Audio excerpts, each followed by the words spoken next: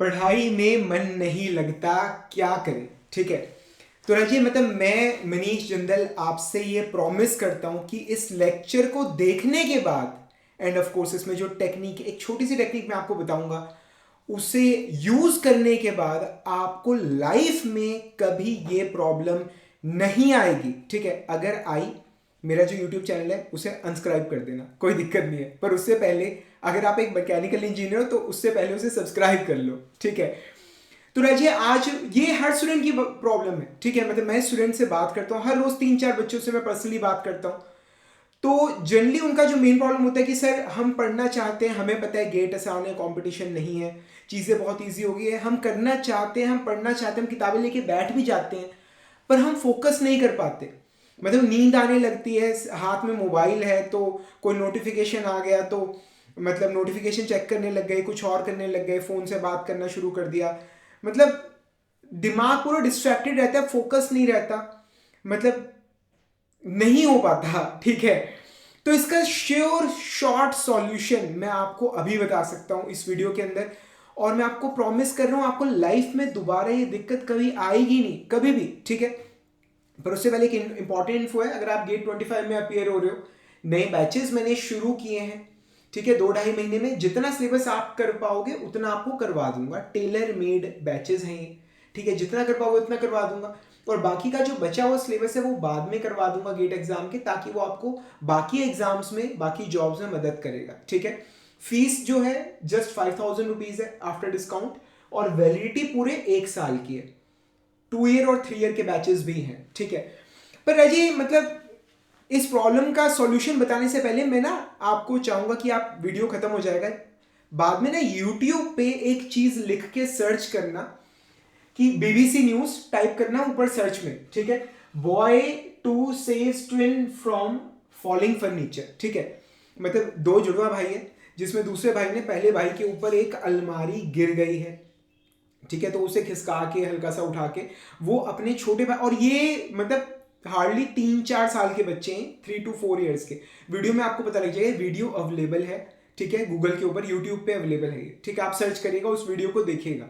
ठीक है, दूसरा एक वीडियो, मतलब जब सर्च करोगे तो एक और वीडियो नीचे आ जाएगा, एबीसी न्यूज का है, 9 year old saves baby brother from fall. ठीक है, मतलब सर आप क्या, यहाँ पर गेट की बात चल रही है, इस बार इसकी बात चल रही है कि मतलब हम फोकस नहीं कर पा रहे, और आप हमें क्या सर्च करने को कह रहे हो, और इसका इससे क्या रिलेशन है जी, इसका ना इससे बहुत ज़्यादा गहरा रिलेशन है। ठीक है, मतलब प्रॉब्लम किस तरह की क्रिएट हो रही है कि जब हम पढ़ने बैठते हैं तो हमारा जो माइंड है वो डिस्ट्रैक्ट होता है, हमें नींद आती है, थकावट महसूस होती है। ठीक है, हमारा फोकस नहीं बनता, हमें चीज़ें समझ नहीं आती। तो सबसे पहली चीज़ जो ये 2 वीडियोस देख के मैं आपको बताना चाहता हूँ, ठीक है, अगर मैं आपसे एक बात पूछूं कि क्या मतलब कोई एक 3 साल का बच्चा किसी लकड़ी, वुड की बनी हुई अलमीरा को उठा सकता है? ठीक है, चाहे कितनी छोटी क्यों ना हो, तुम्हारा जो मन करे, छोटी से छोटी अलमारी जो तुमने आज तक देखी, क्या वो उसे उठा सकता है?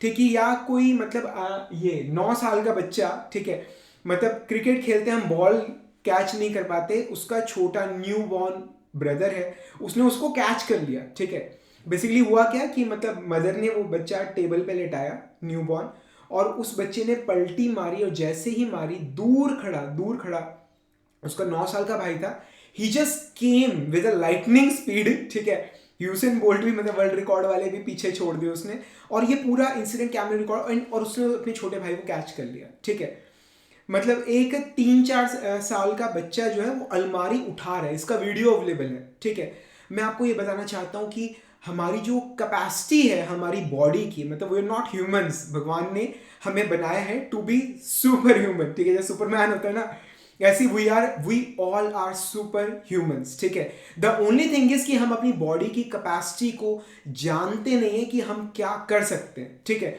तो मतलब ये जो किताबें पढ़ना है, जो गेट का एक छोटा सा वर्ड यूज कर रहा हूँ, सिलेबस है, ये आपके लिए कुछ भी नहीं है, but the thing is that you don't know कि आप क्या कर सकते हो। ठीक है, दुनिया जहान की स्टोरीज पढ़ी है मेरे पास, दुनिया जहान की। ठीक है, एक स्टोरी मैंने एक बार सुनी थी, it is a real story. एक ग्रैंड मदर ओल्ड है, ठीक है, मतलब कितना वजन उठा लेगी वो अपने हाथों से, उसका ग्रैंड सन छोटा सा मतलब न्यू बॉर्न ग्रैंडसन जो था वो गाड़ी के नीचे फंस गया, और जैसे ही ग्रैंड मदर की नज़र उस पर पड़ी उसने कुछ सोचा नहीं और उसने जाके भाई गाड़ी कार मतलब 1000-1500 किलो की कार उसने उठा ली अपने हाथ से, ठीक है। सर्च कर सकते हो गूगल पे, सारी स्टोरीज ये अवेलेबल हैं, ठीक है। तो उसने उठा ली और बच्चा बाहर आ गया, ये ग्रैंड मदर ने किया, ठीक है। एक में ना जब मतलब मैं आपकी एज में था या उससे छोटा, मैंने वैसे स्कूल, ठीक है, जब मैं स्कूल में था डिस्कवरी चैनल पे I used to watch a serial I shouldn't be alive, मतलब वो मेरा फेवरेट सीरियल था।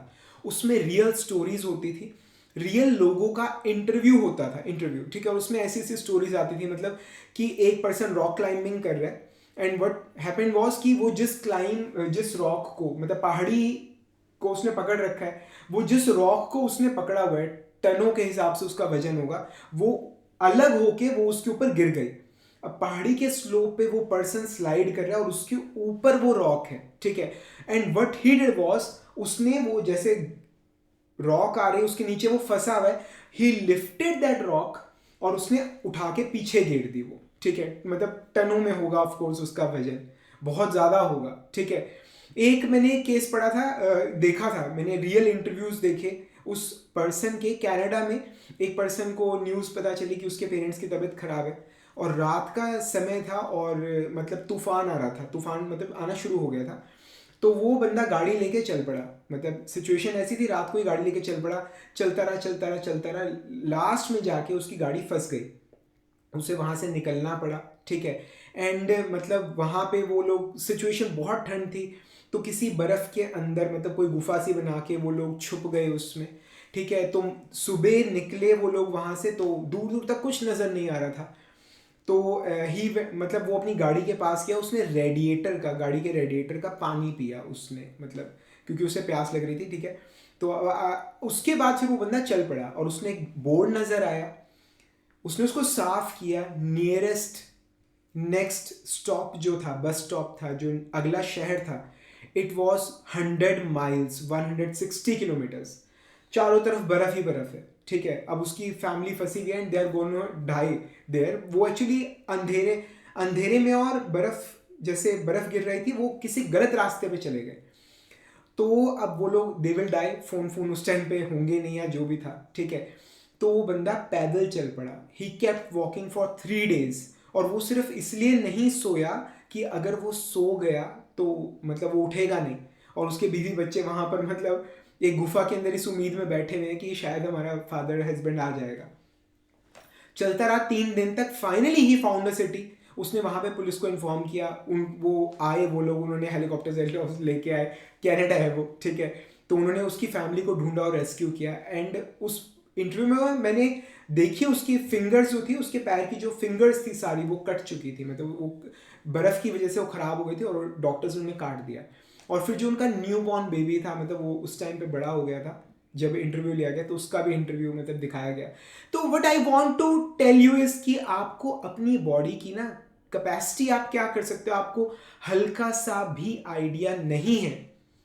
बट द थिंग इज कि मतलब कई बार क्या होता है कि ऐसी सिचुएशन अराइज होती है जहां पर आप सोचते नहीं हो कि क्या मैं ये कर सकता हूँ या नहीं कर सकता, आप सिर्फ कर देते हो। वो 3 साल का बच्चा जो अलमारी उठा रहा है वो हिसाब नहीं लगा रहा यार ये 50 किलो की अलमारी मैं कहाँ से उठा लूंगा, या वो जो ग्रैंड मदर है वो हिसाब नहीं लगा रही कि ये गाड़ी मैं कैसे उठाऊंगी, या वो जो मतलब ये वीडियो आप जरूर देखना 9 year old वाला, वो मतलब लाइटनिंग स्पीड से यार उसने कैच कर लिया अपने भाई को। मतलब वो ये नहीं सोचा कि यार इतनी दूर है, मैं, उसने एकदम से अचानक से मतलब बस भागा और पकड़ लिया, ठीक है। इवन मैंने एक स्टडी में एक जगह देखा था कि आपको जब करंट लगता है, तो कई बार मूवीज में आपने देखा हो कि शॉक लगा, पर्सन दूर जाके गिरा, तो उसमें उन्होंने बताया this has nothing to do with electricity, कि बंदा दूर जाके गिरता है, इसका इलेक्ट्रिसिटी से कोई रिलेशन नहीं। द थिंग इज कि जब आपको शॉक लगता है तो आपकी बॉडी एकदम से रिफ्लेक्स करती है और आपकी मसल्स उस तार को इतनी जोर के धक्का देती है कि इतनी जोर के कि आपकी बॉडी मतलब दूर जाके गिरती है। मतलब आप इमेजिन कीजिए कि आप अपने हाथों से दीवार को पुश कर रहे हैं कि आपकी बॉडी लॉन्च हो गई किसी रॉकेट की तरह और दूर जाके गिर रही है, ठीक है। This is the power in our मतलब हैंड्स, अवर आर्म्स, ठीक है।